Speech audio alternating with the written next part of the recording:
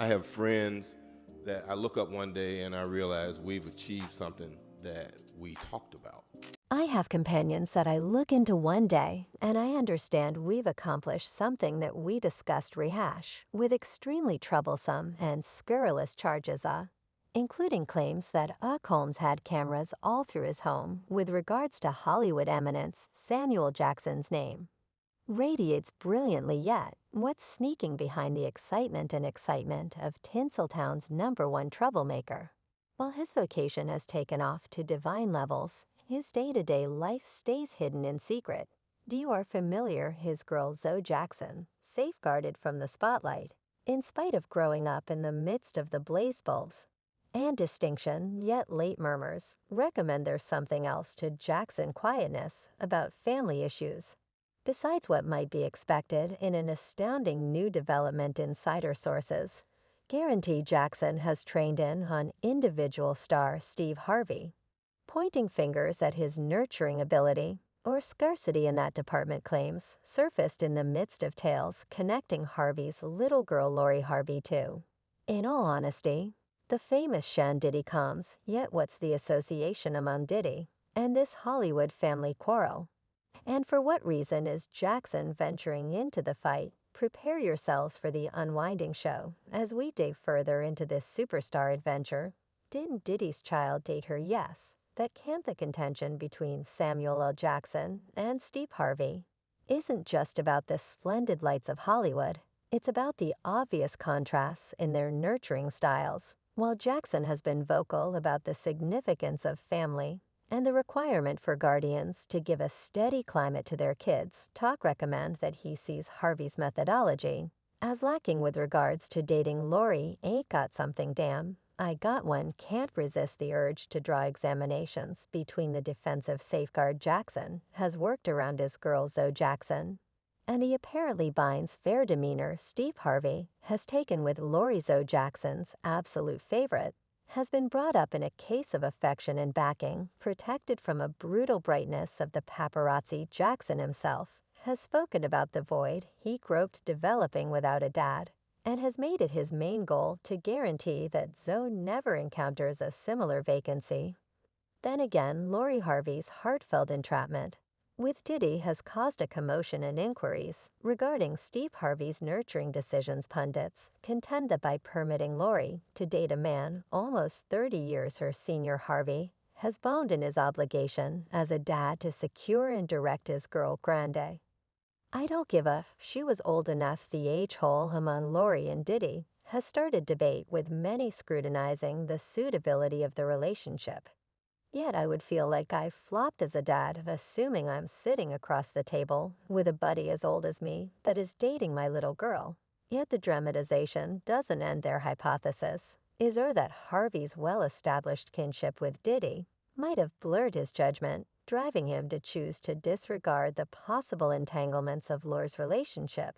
With the rap nearby tales flourish that Harvey's connections to Diddy run profound, with ideas that he might have profited from their fellowship in additional ways than one. I suspect it's seriously intriguing that Steve Harvey's there Schneid's new claims from jail have just stoked the fire, painting Harvey as a tricky controller who played the two sides of the East Coast, West Coast hip jump quarrel for individual addition. On the off chance that Knight's claims hold any reality, it's not preposterous to think that Harvey's devotion to Diddy might have impacted his treatment of Lor's heartfelt undertakings.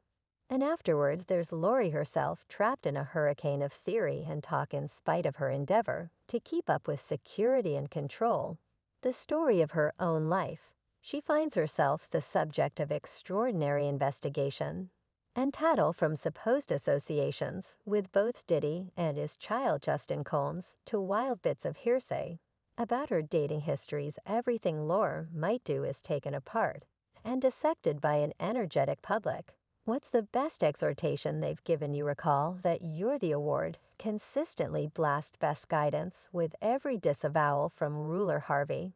The whirling murmurs possibly appear to develop stronger, leaving many contemplating whether there's more going on than meets the eye. Yet maybe the genuine inquiry lies not in Lore's activities, but rather maybe the genuine inquiry lies not in Laura's activities, but rather in the people who might play had an influence in molding her turbulent, heartfelt excursion, as claims against Diddy surface revealing insight into his supposed contribution in a snare of unlawful exercises consideration. Definitely goes to the people who might have worked with his admittance to youthful divas, like Lori reports, recommend that Diddy's sumptuous gatherings, known as oddity-off get-togethers, were everything except guiltless cerise stowed. Away cameras, unlawful substances, and a spinning entryway of high-profile visitors illustrate the situation transpiring away from plain view. And I recollect as I couldn't say whether you know what his voice seems as though, yet like I felt like I was in a presence of his beast inside.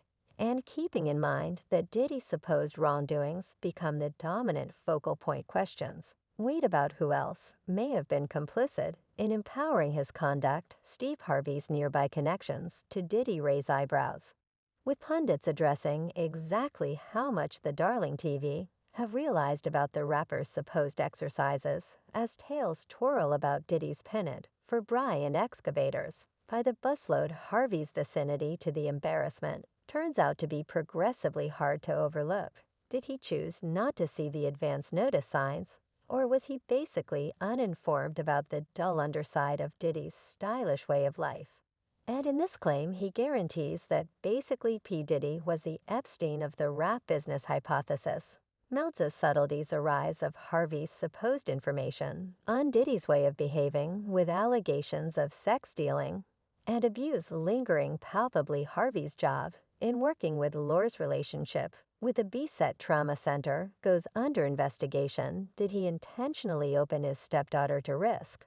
Or was he personally misdirected by Diddy's exterior of riches and impact in the midst of this whirling contention? It appears to be there's something else to Samuel L. Jackson's new activities besides meet the eye, while Jackson's conflict with Steve Harvey over nurturing styles has caught titles insiders uncover a more profound layer to this quarrel, one that pursuits back to Jackson's long-term companion and individual comic Bernie Matt. I met Bernie forever and a day prior when I used to have a golf competition down in Bermuda. Etta Bernie was the feature of my satire night. Right after Bernie Mac's less than ideal passing, Samuel L. Jackson wound up wrestling with the departure of a companion, as well as with the reverberations of a past treachery. Jackson's sincere reflections on his fellowship with Max shed light on the intricacies of their security, stressing a common history established in brotherhood and common regard. Their joint effort in Solman was something other than a movie. It was a demonstration of their persevering through kinship and imaginative collaboration.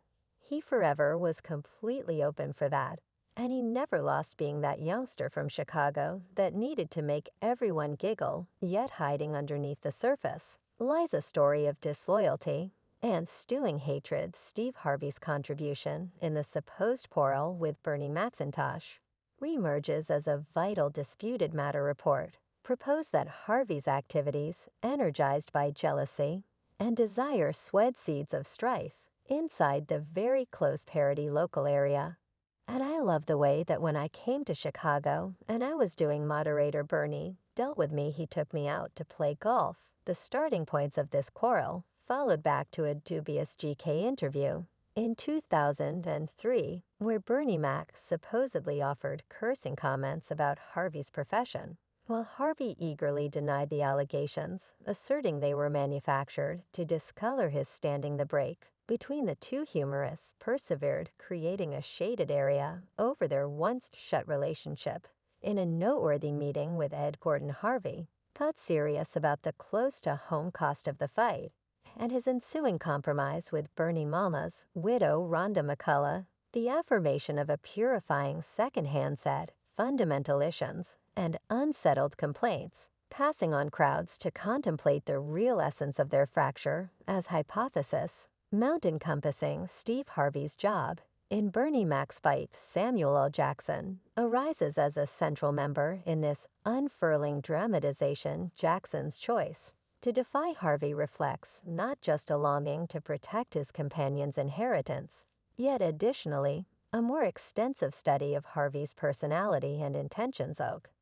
I got to get some margin to address this slope. Jackson's blistering incrimination of Harvey as a hoarder highlights a more profound disdain stewing underneath the surface. While Harvey might luxuriate in the gleam of accomplishment, Jackson sees through the facade of popularity to the center of his actual person.